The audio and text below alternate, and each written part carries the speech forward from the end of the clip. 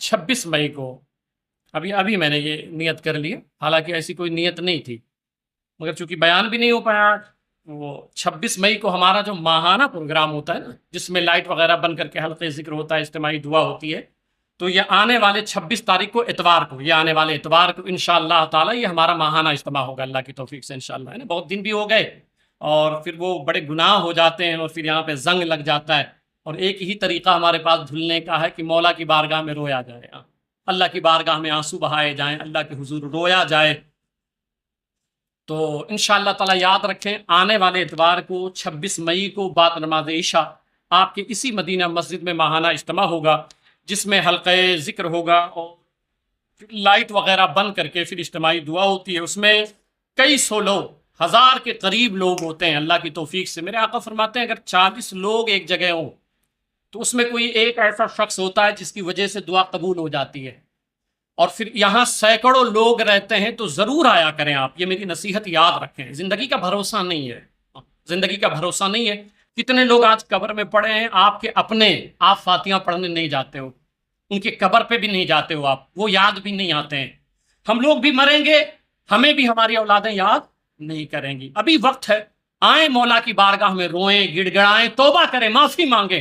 अल्लाह के रसूल सल्लल्लाहु अलैहि वसल्लम फरमाते हैं कि मैदान महशर में एक शख्स को खड़ा किया जाएगा, अल्लाह ताला फरमाएगा इसको ले जाओ और जहन्नम में डाल दो। फरिश्ते लेके चलेंगे, इतने में उसके पलकों में से एक बाल, वो बाल कहेगा, एक बाल पलक का कहेगा, मौला अगर इसको जहन्नम में डाल रहा है ना तो मुझे इससे अलग कर दे। अल्लाह इरशाद फरमाएगा, पलक के बाल ऐसा क्यों? तो वो अर्ज करेगा, मौला जिंदगी में एक मर्तबा तेरी मोहब्बत में और तेरे खौफ में ये शख्स रोया था, जिंदगी में एक बार ये रोया था, और जब रोया था तो एक कतरा आंसू का आके मुझी पे ठहर गया था। तो मौला या तो मुझे इससे अलग कर दे और या तो फिर इसको जन्नत अता फरमा दे। मेरा मौला फरमाएगा, मेरा रब हमसे आपसे बड़ी मोहब्बत करता है, मैं पता नहीं वो कितना प्यार करता है हमसे। आपको पता है कि जब हमारा इंतकाल होता है, जो ये किरामन कातिबीन है, ये जाते हैं मौला की बारगाह में, अर्ज करते हैं मौला ये मर गया है, अब तो हिसाब किताब का ख़त्म हो गया, तो मौला बता अब मैं किधर जाऊं।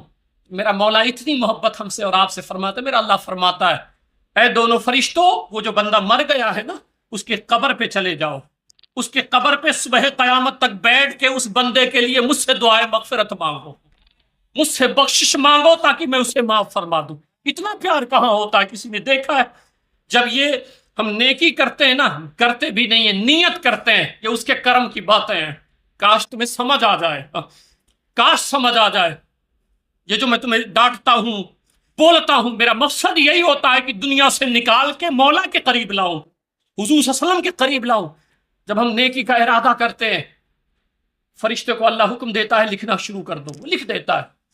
मगर जब हम गुनाह कर लेते हैं, कर्म देखे मौला का, जब हमसे गुनाह हो जाता है, इधर हमने नियत की, नेकी की कि एतवार को मैं जलसे में आऊंगा इंशाअल्लाह ताला, ये नियत कर ली, बात से सवाब लिखना शुरू हो गया। अभी हमने किया नहीं है और इधर गुनाह हमने किया, तो इधर फरिश्ता लिखने जाता है, मौला का कर्म देखे, वो रोक देता है, फरमाता है नहीं अभी मत लिखो। फरिश्ता कहता है मौला उसने गुनाह कर लिया, जुर्म कर लिया। मेरा मौला फरमाता है मुमकिन है अभी वो माफी मांग ले, मुमकिन है अभी मुझसे तौबा कर ले, मुमकिन है अभी वो रो पड़े। अल्लाह कुछ साथ के लिए इस फरिश्ते को रोक देता है कि नहीं नहीं, उसके अमाल में अभी बुराइयां ना लिखो, गुनाह ना लिखो। इतना हमसे वो प्यार करता है। कब उसकी मोहब्बत का एहसास तुम्हें होगा? तुम जब भूखे होते हो, खाना वो खिलाता है। तुमने कभी देखा नहीं है किसी अंधे को कि उसके पास औलाद है मगर उसने अपनी औलाद का चेहरा आज तक नहीं देखा है? उसके माँ बाप है मगर उसने अपने माँ बाप का चेहरा नहीं देखा है। तुमको अल्लाह ने बीनाई दी है, किसी एक विकलांग को देखा नहीं तुमने कि तुम 5 मिनट में रोड पहुंच जाओगे, उसको 15-20 मिनट लगते हैं। कितनी मेहनतों से चलता है। अल्लाह का शुक्र अदा करने का तुम्हारा दिल नहीं करता, उसकी मोहब्बत में रोने का दिल नहीं करता है। इसलिए महीने में बुलाता हूं कि अपने मौला से कब तक भागोगे, اپنے اللہ سے کب تک بھاگو گے؟ کہاں جاؤ گے؟ پلٹ آؤ مولا کی طرف، اپنے رب کی طرف آ جاؤ۔ انشاءاللہ تعالی اتوار کو یہ پروگرام ہے، وہ مرد و خواتین سب کے لیے پروگرام ہے، اتوار کو بعد نماز عشاء۔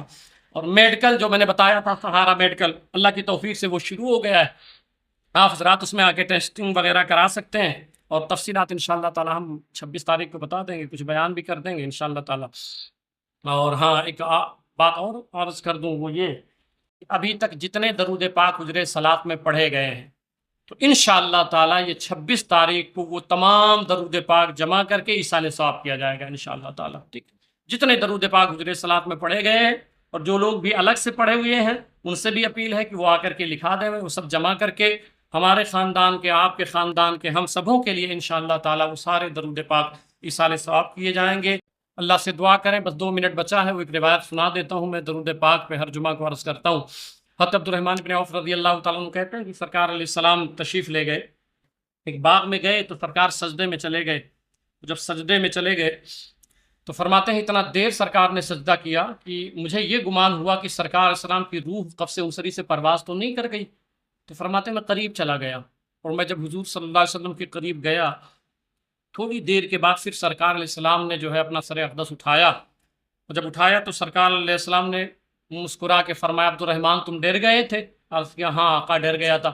میرے آقا صلی اللہ علیہ وسلم فرمانے لگے نہیں، ابھی حضرت جبریل آئے تھے اور انہوں نے اللہ کی طرف سے یہ پیغام مجھے سنایا ہے کہ میرے محبوب سے کہہ دیجئے، اے محبوب آپ کے لیے خوشخبری ہے کہ آپ کی امت کا کوئی بھی فرد آپ پر 1 مرتبہ درود پڑھے گا، میں اس پر 70 مرتبہ درود بھیجوں گا۔ 1 مرتبہ نہیں، قربان جائیں اس درود پاک پہ۔ جو آپ پر سلام بھیجے گا میں اس پر سلام بھیجوں گا۔ اب آپ کا اگر دل کرے کہ آپ پر آپ کا اللہ سلام بھیجے تو مصطفیٰ کریم پہ سلام بھیجا کریں۔ جب آپ کا دل کرے کہ آپ پر اللہ درود پڑھے تو پھر آپ حضور صلی اللہ علیہ وسلم پر درود پڑھا کریں۔ خوش نصیب ہے وہ تمام نوجوان، بوڑھے، بچے اور بیٹیاں، مائیں جو حجرِ صلاۃ میں آتی ہیں۔ اور یاد رکھیے گا وہ آپ آتے نہیں ہیں، حضور صلی اللہ علیہ وسلم کا حکم ہوتا ہے، وہ بلاتے ہیں۔ جو نہیں آ پاتے ہیں وہ افسوس کریں اپنے آپ پہ کہ تم کو دنیا کی رنگینیوں اتنا گما دیا۔ بہت سارے لوگ آئے چلے گئے، پھر ان کے پسند کی بات ہے، ان کے پسند کی بات ہے، ان کو جو پسند آتا ہے اس کو کہتے ہیں جا آج تو مجھ پہ درود پڑھ، کیونکہ جب ہم درود پڑھتے ہیں تو وہ دیکھتے رہتے ہیں، تو پسند آنا بھی تو چاہیے۔ ممکن ہے کوئی درود پڑھے تو خیال ادھر ادھر کا ہو تو اس کو کہنے لگے تو مت آ، رہنے دے، تو جانے دے، اب کہ تو درود پڑھتا ہے مجھے دھوکہ دیتا ہے، اپنے محبوب اپنے نبی کو دھوکہ دینا چاہتا ہے، تیرے درود کی ضرورت نہیں ہے، تو نکل جا، ابھی نہیں آنا۔ ہاں دیکھا کہ جو تڑپتا ہے، جو روتا ہے، جو ان کی محبت میں مست رہتا ہے، حکم ہوتا ہے گنبد خضرا سے آپ کی بار تو چلا جا، مجھ پہ درود پڑھ، ان کے کرم کی باتیں ہیں۔ اس لیے آپ حضرات حضور صلاۃ میں ضرور آیا کریں، حضور صلی اللہ علیہ وسلم پر درود پاک۔